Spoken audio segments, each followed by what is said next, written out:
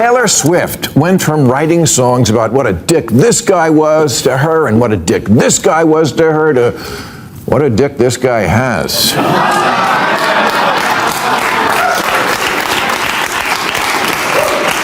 She dated a procession of skinny, fey, gay-adjacent, meek, porcelain doll, shy guy, twink-like, tortured poet, metrosexuals in America and Europe. But the second she got some old-school wood from the heartland, it was game over.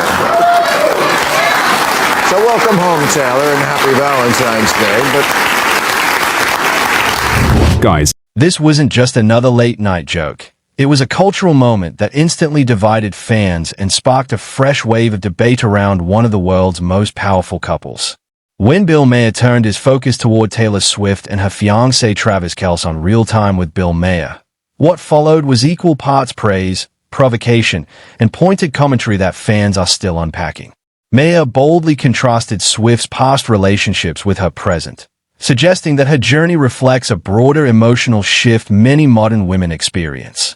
He referenced her history of dating introspective, artistic, emotionally layered men, the poets and creative minds often immortalized in her lyrics, before highlighting what he described as a dramatic pivot. Enter Travis Kelce, confident, outspoken, unapologetically Midwestern, and grounded in a world far removed from indie heartbreak ballads. But this wasn't simply a roast.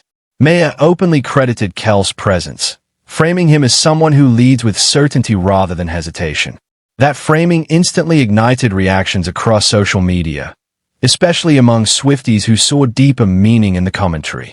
Was this playful satire, or an unexpected endorsement of Kelce's role in Swift's life?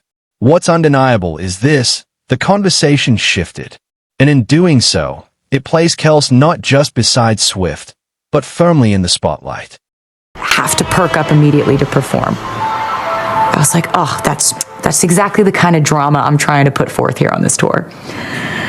But I remember thinking about the skit and always just being like, if there was ever a point to put Travis in the show, I think this would be the one. But I obviously am like never going to suggest that, because that's like, you don't want to scare people, you know? Yeah, like she has to be head on the left side. Yes. I can't remember how it came up. I think we were just joking around about like him doing it, like him going up there with Cam. And it became very clear that he like wasn't joking. And I was like, oh wait, no, you would do that? Yes. It's easier then. Yeah. And then we can run. And he was like, yeah, it would be hilarious. Come on, wake up. Wake up.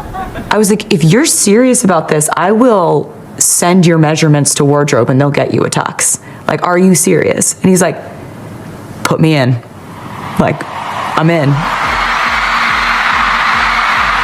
The way that he just comes to life when the lights are the brightest.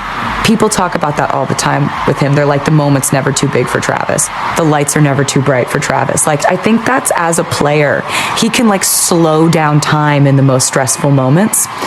And that's exactly what we saw on stage. He got out there and was the most charming, delightful performer you could ever be on the stage with. Like, his instincts, he's just so magically entertaining.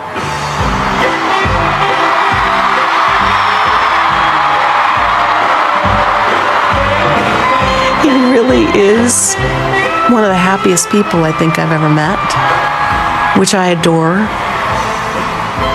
He just brought a lot of happiness, which is, I think, what he does in a lot of his circles. He brings a lot of happiness to the room.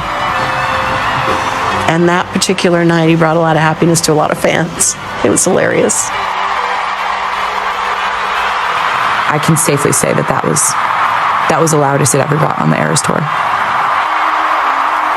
When Bill Maher doubled down on his take about Taylor Swift and Travis Kelce, the debate didn't cool off, it intensified. According to Maher, this wasn't just a relationship shift, it was an energy shift.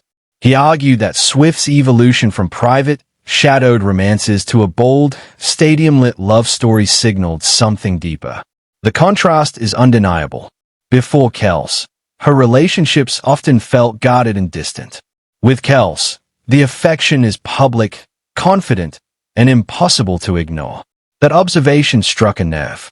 Did Kelce change Swift, or did Swift simply choose differently at this stage of her life?